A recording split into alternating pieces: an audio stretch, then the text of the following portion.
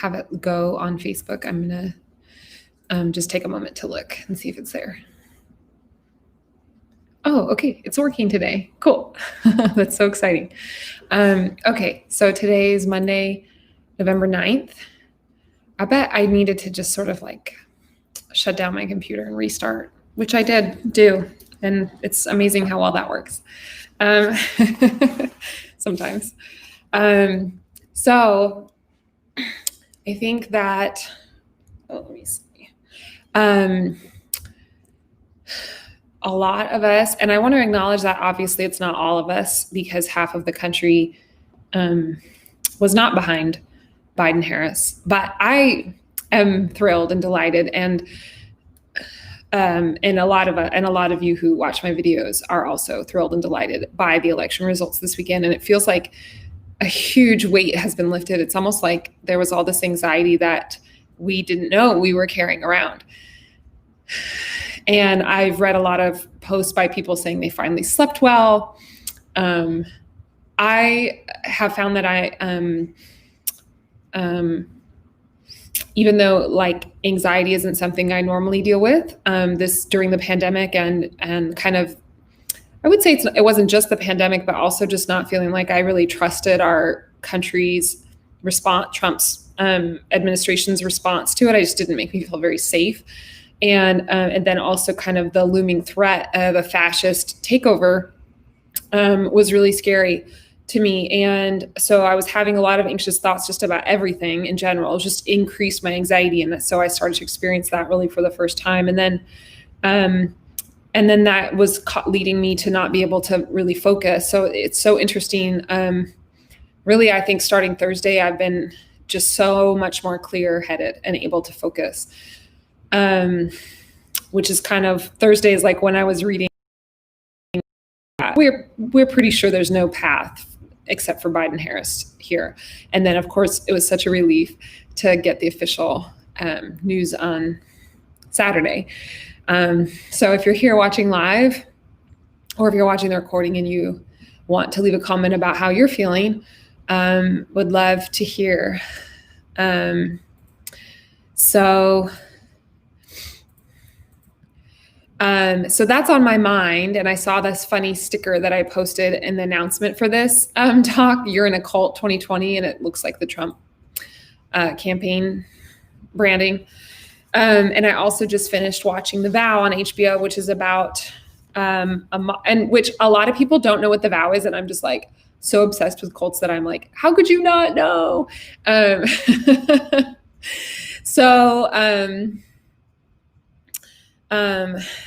The Vow is about the NXIVM cult, which started as like a self-improvement organization in Albany, New York, and I think served a really high number of people, like maybe almost 20,000 or something, maybe way more. Yeah, it's probably a lot more. By having these leadership workshops that would teach people how to improve their mindset and, take away their limiting beliefs. And I had also really enjoyed listening to there was a podcast about it as well on Canadian public radio. I can't remember what that one was called, but you could probably Google it, like NXIVM podcast. And I was just so enthralled with The Vow. And so if you have seen The Vow or you're going to watch it, I really want to discuss, like, tell me. And I want to discuss all the things with you. But one of the moments in one of the episodes, and it's an earlier on one, so I don't think I'm giving too much away if you still haven't seen it. But if you don't want to know anything, then maybe stop watching this one, watch it later. Is that one of the characters in the group talked about hearing for the first time the characteristics of a high demand group, or a high demand group is like another name for a cult. And I'm so super fascinated by this list. So I'm going to put the link in.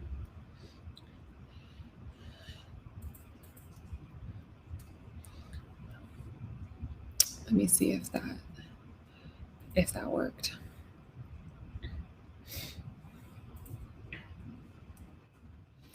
And I'm going to read them. Deception lies at the core of mind manipulating and high demand cultic groups and programs. Many members and supporters of these groups and movements are not fully aware of the extent to which they have been abused and exploited. The checklist of characteristics helps to define such groups. Comparing the descriptions on this checklist to aspects of the group with which you or a family member or loved one is involved may help determine if this involvement is a cause for concern. If you check any of these items as characteristics of the group, and particularly if you check most of them, you may want to consider re-examining the group and its relationship to you. It's not a scientific method. It's just meant to provoke thought. So the group is focused on a living leader to whom members seem to display excessively zealous, unquestioning commitment. The group is preoccupied with bringing in new members. The group is preoccupied with making money. Questioning, doubt, and dissent are discouraged or even punished. Mind-numbing techniques such as meditation, chanting, speaking in tongues, denunciation sessions, debilitating work routines are used to suppress doubts about the group and its leader. The leadership dictates sometimes in great detail how members should think, act, and feel. For example, members must get permission from leaders to date, change jobs, get married. Leaders may prescribe what types of clothing to wear, where to live, how to discipline children, and so forth. The group is elitist, claiming a special exalted status for itself, its leaders, and members. For example, the leader is considered the Messiah, or the leader is on a special mission to save humanity. The group has a polarized us versus them mentality, which causes conflict with the wider society. These are all reminding me. I also just watched Waco on Netflix. Did anyone see that? I'm obsessed. The group's leader is not to any authorities, as are, for example, military commanders and ministers, priests, monks, and rabbis of mainstream denominations. The group teaches or implies that its supposedly exalted ends justify the means that members would have considered unethical before joining the group, for example, collecting money for bogus charities. The leadership induces guilt feelings in members in order to control them. Members' subservience to friends and to give up personal goals and activities that were of interest before joining the group. Members are expected to devote inordinate amounts of time to the group, and members are encouraged or required to live and or socialize only with other group members. And a lot of these are, like, reading these really made me realize that there's this group that I knew of and went to a couple meetings of called One Taste. I don't know if any of you know it. And I can remember that I knew someone who had been a part of it. And when they found out that I had gone to a couple of these meetings, they said, don't go, it's a cult. And I think at the time I really didn't realize what that meant. But now I can remember people from that group like continuously messaging me like all the time, asking me to sign up for their really expensive workshops, like coaching, $3,000. And then you take like the next one and the next one. And that's what in the vow they outlined in NXIVM. So the preoccupied with new members and making money. And then it seemed like in One Taste, everyone was just trying to pay for more workshops and more workshops so that they could work more closely and be more closely around the founder, Nicole Daedone. And that a lot of people who were in the cult were living all together and had like a lot of rituals. That I think meet the criteria for maybe if you have a lot of rituals, then maybe you're not questioning how normal something is anymore. And then it kind of slips. And it's funny because I read online that One Taste was being investigated by the FBI, and then their website is down. So I think that something happened. But it's funny because they really kept messaging me so much that I really had to tell them, please never message me again. I'm not going to sign up for one of your workshops. But they really tried really hard. And so watching the vow, I really recognized a lot of these techniques to manipulate people into paying for really expensive workshops and trainings. But I think that the great thing about about the vow is that they kind of say, well, like a lot of this stuff was really useful and valuable, and that's how they got people to come in, is like a lot of it was good. If it was just all bad, no one would have joined, right? Then that's not a thing. So, but kind of made me think of a couple different things, just like how the Trump following kind of defies logic and reason. And how scary that's been for a lot of us to think that there have been some similarities with a cult-like mentality and what that means.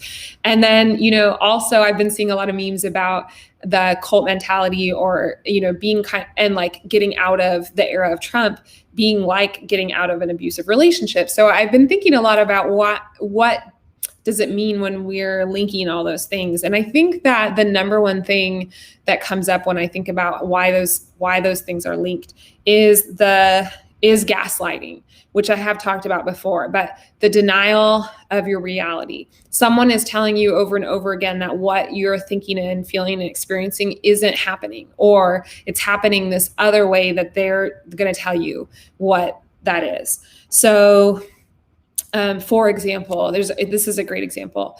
The pandemic started. We started to hear news about it earlier in the year, maybe January, February, and even though it may be very normal for all of us to think this could be a really big deal, because we have seen dangerous viruses before, like we've seen the AIDS epidemic, we've seen other viruses like SARS. We've seen how much damage they can do. We know about the flu virus and how many people that killed in 1918. And yet the messaging that we were getting was like, it's not a big deal. And then that just continued. That really just snowballed of like, now it's happening, and now stay at home because that's how contagious it is. But still, we're not really going to put experts on this. We're still not going to make it as big of a deal as it seems, even though you probably think it's a really big deal because you're scared and you're having to stay at home and you're having to shelter in place and all these things. The messaging that we're going to put out, the mass messaging, is that it's really not that bad. And I have heard family members of mine who are Trump supporters who watch Fox News repeat phrases that they've heard, like, well, we all just need to stop being so negative and just positively. And that is because there's no positive, you can't just be more positive about lots of people dying. And so even as we've all watched loved ones get sick, and in many cases loved ones pass away, very painful and tragic deaths, the messaging was constantly like, it's still not a big deal. I'm still not going to promote masks. I'm still going to hold my rally for thousands of people, and no one's going to wear a mask, and it's not a big deal.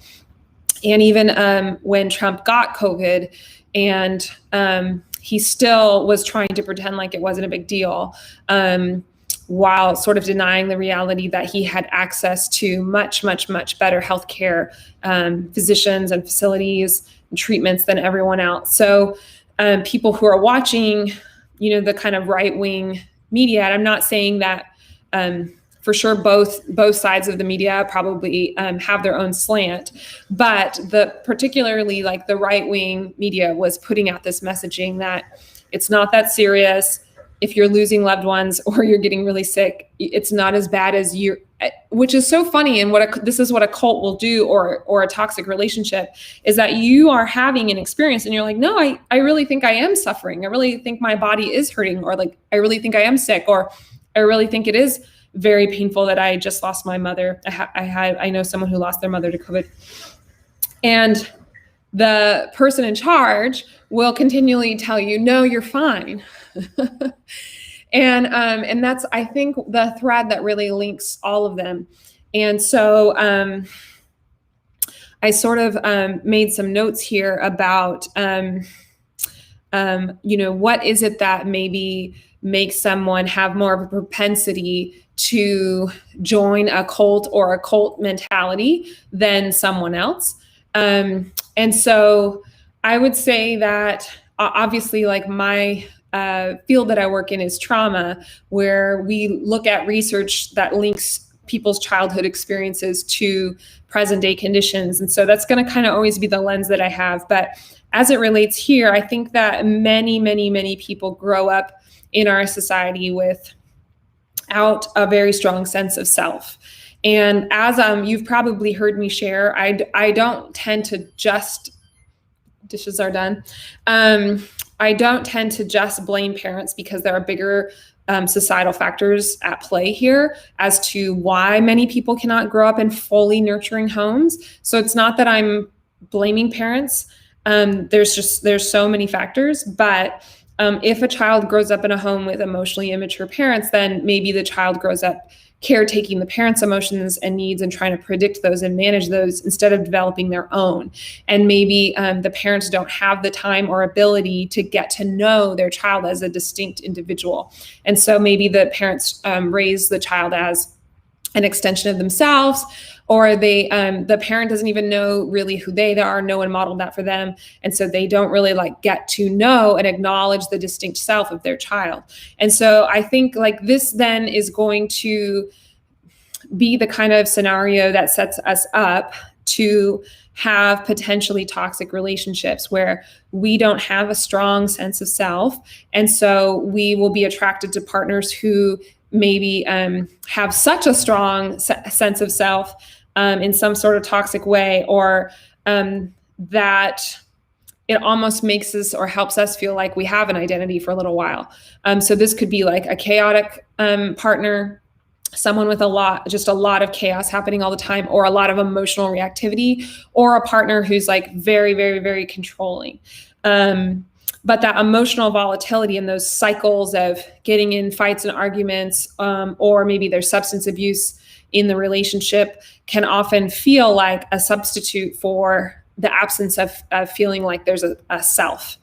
So, when it comes to Trump, and when I really think of, especially there's been a lot of emphasis on why are elderly white women voting for Trump, right? And so you kind of want to look at the whole ecological system. And we live in a patriarchy where a lot of women, older women, were married young, didn't really feel like they were able to develop their own personal identity or career as a person. They were always either a mother or a wife, supporting other people. And so the Trump supporter identity feels like a self. It feels like an identity where, one is sort of missing. And so, with a cult as well, like NXIVM, I think that what the documentary did really well, The Vow, was to kind of say that they really deprogrammed people's sense and then reprogrammed it the way they wanted to. But I still do think that maybe, because they did interview a lot of people whose radars went off before others, that there is probably something, even though they made a great point of saying almost anyone could fall for a cult, that maybe people who have a stronger sense of self-identity and self-direction and purpose are going to probably have their radars up a little bit more when someone's trying to deny their reality and tell them that what you're feeling and experiencing isn't real. And I also I wanted to make one more point about the cult characteristics in terms of being preoccupied with making money, in that it almost feels like sometimes our whole society in the United States is a cult for making money. Not that I think that capitalism is just inherently bad, because I have studied political histories, and I won't go too much into it. The alternative of, say, resources, that's not a free market, hasn't really worked out very well for countries who have tried it. So based on the stuff that I've read, I'm into a well-regulated free market type capitalist economy so far. But in the United States, it seems like our culture is really focused around how much money can I possibly make, and how much my value as a person is wrapped up in how much money I can make. And so, a lot of these cults and multi-level marketing schemes, which are very cult-like, are really preying upon that part of American culture that's like, oh, well, like just go sell this product to all your friends, which I hate because then it's monetizing your friendships and your relationships. And it's saying you could be making money off of all your friends right now. And you can get to the American dream, which is to make as much money as quickly as possible and to hoard as much money and try to make it really fast and be a millionaire. So I think there's something about American culture that lends itself to these sort of get rich quick scams, or like, even like the NXIVM cults was sort of like, if you take our program and you invest and you pay for this $3,000 webinar, you'll have the tools and pretty soon you'll be rich, and you can manipulate other people because you have all of this emotional intelligence to manipulate other people in the future. And then, a lot of people who voted for Trump kind of had this argument of like, I just want to keep my wealth, or I don't want taxes to go up, or like I've worked really hard for the wealth I've created and I don't want anyone else to have it. So I think that there's something to be said for the inherent somewhat dehumanizing way that we tend to think about what success is in the United States. And certainly having enough money and resources is a super important part of our happiness. However, we've all kind of been indoctrinated into this culture that tells us that success is how much money we make at the expense of caring about how other people are doing. So these are all my thoughts about how cults, Trump supporters, or the Trump movement and toxic relationships intersect. And I think in terms of mental health, mental wellness, I think what we can do is just keep having these conversations and to keep noticing where I think really want to try to personally avoid these types of things, like avoid multi-level marketing schemes, or avoid toxic relationships, or avoid feeling brainwashed or being brainwashed, or falling into these sorts of negative mindsets that maybe put money above human beings. Is that we really want to focus on healing our inner child and healing our self and developing a, kind of capital S self. And therapy can be a great tool for that. But it's really important to get to know ourselves and get to know, what did 10-year-old you really like to do, or what was your favorite color, or how were you feeling when you were growing up? So all these different moments where your reality may have been denied or neglected or not acknowledged, or you were told that your reality was something different than what it was. Like one example in a toxic childhood might be, in an alcoholic home, dad's not drunk, he's just tired. So that's an example of gaslighting in a toxic home that could set us up for toxic relationships or cult mentality later on, is to really go back and acknowledge all those times that our reality was denied, and to really get to know what that reality was. So going back and saying, oh, okay, when I was 8, I was told that dad was just tired and not drunk. And I need to go back and acknowledge that my experience of reality was, in fact, valid. So anyway, I hope that that's helpful, and I'll see you next time.